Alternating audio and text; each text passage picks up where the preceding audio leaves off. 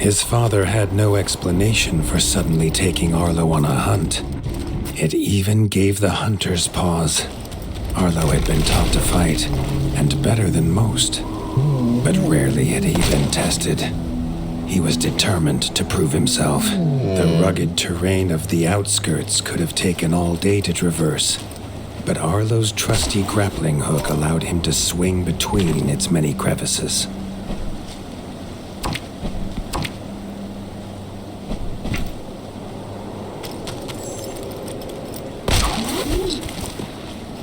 Arlo liked the feel of a sharp axe cutting through the vines. The wilds were part of his home, and nothing in them would frighten him.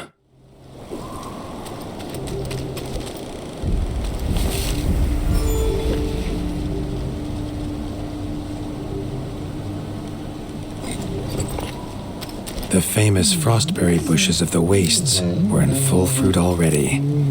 Their juice made a healthy tonic, though Lord Eivor preferred them fermented. His father was a sturdy rat, built for strength, not speed. So Arlo found it curious that he challenged him to a race. The prospect of the hunt had filled Lord Eivor with a vigor that his son had not seen in years, or at least since breakfast.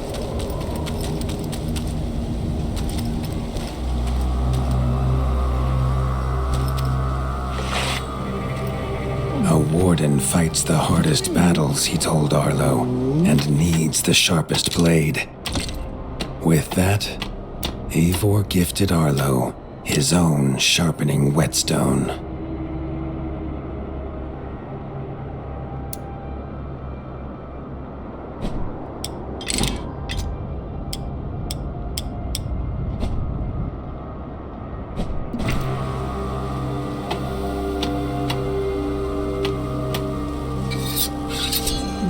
Whether these beasts were named for their spines or for some past unforgivable deed, no rat knew.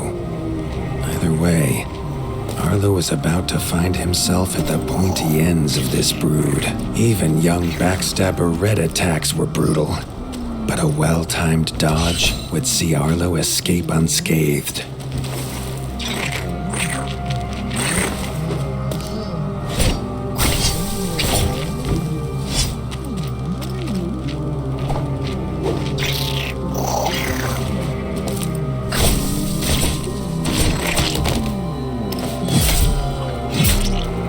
This backstabber lived up to its name with its deadly white attack, but Arlo's shield could block the deadly spikes.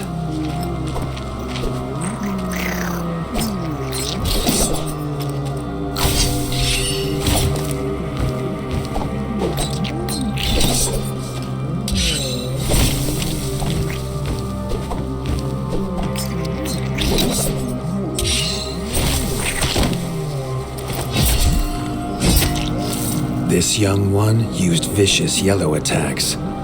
Arlo had to time his parries perfectly.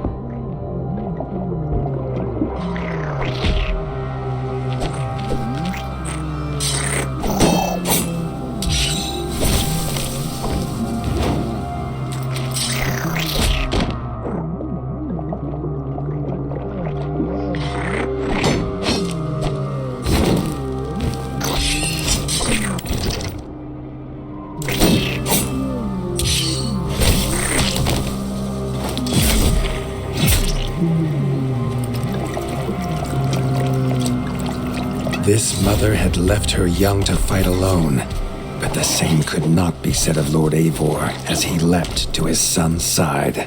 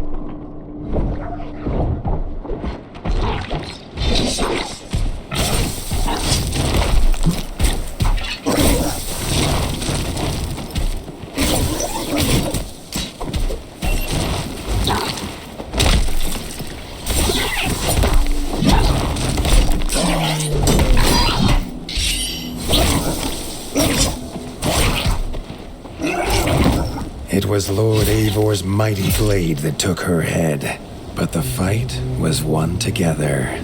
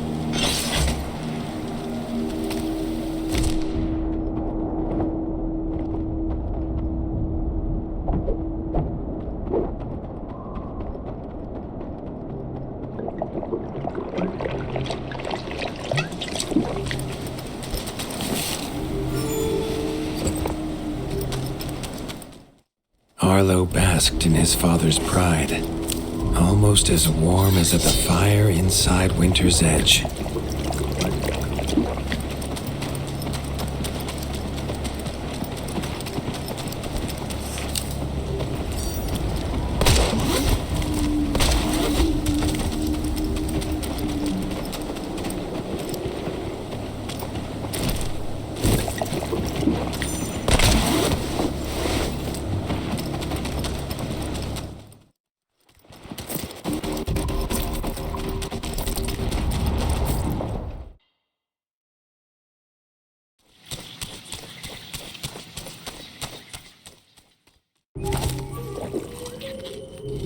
Triumphant and keen to tell the tale of his son's victories, Lord Eivor set to a night of drinking with the elders.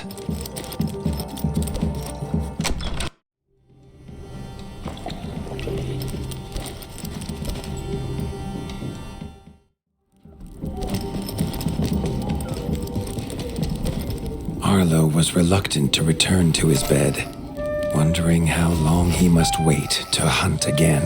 The booming footsteps that woke him this time were nothing like those of his father.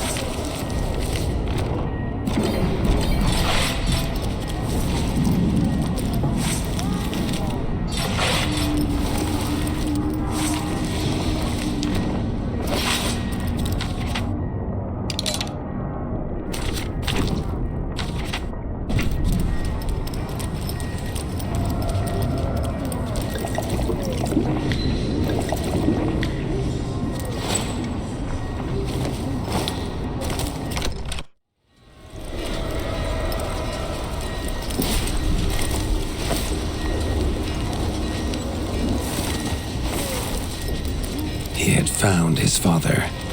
The warden stood alone, holding back a whole Dark Wing army, their cruel Count Kazak leading them. His father charged, but the Dark Wing Count was as fast as he was strong. The Winter's crown tumbled to Arlo's feet, now without a head to rest on. There was no time to grieve his father, as from above the Count revealed his greatest weapon, a sky scorcher. Not a fairy's tale, but an undead beast whose very breath could level kingdoms. And its eye was trained on Arlo. All that came next was a fog of bloodlust, snapping jaws, and the beating of leathery wings.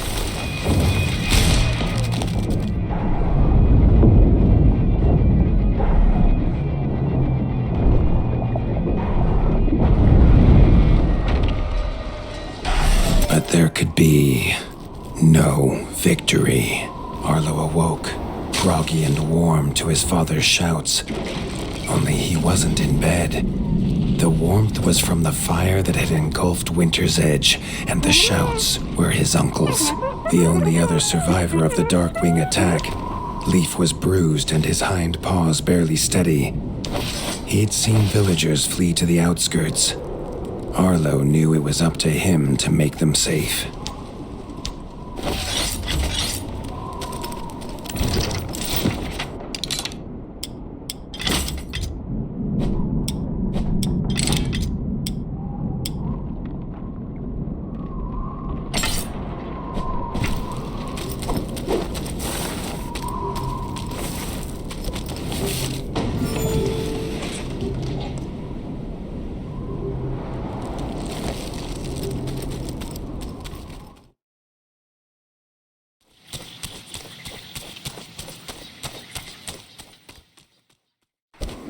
He'd know these anywhere.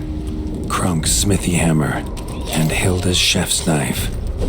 Arlo wondered why they would leave them here.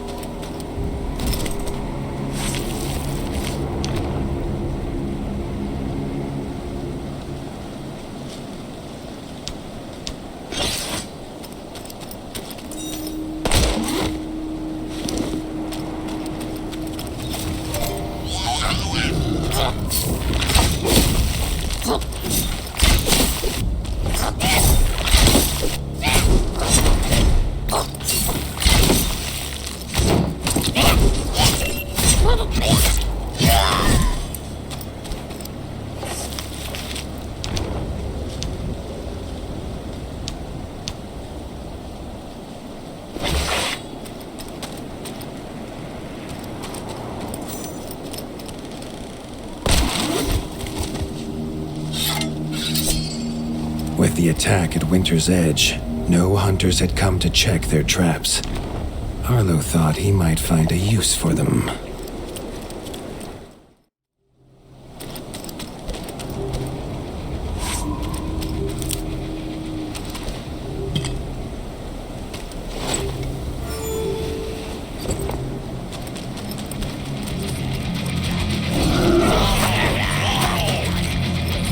Arlo had found the reason his friends had fled. The taunting shrieks revealed that this was Baron Frostovic, son of the Darkwing who took his father, and therefore a perfect target for his revenge.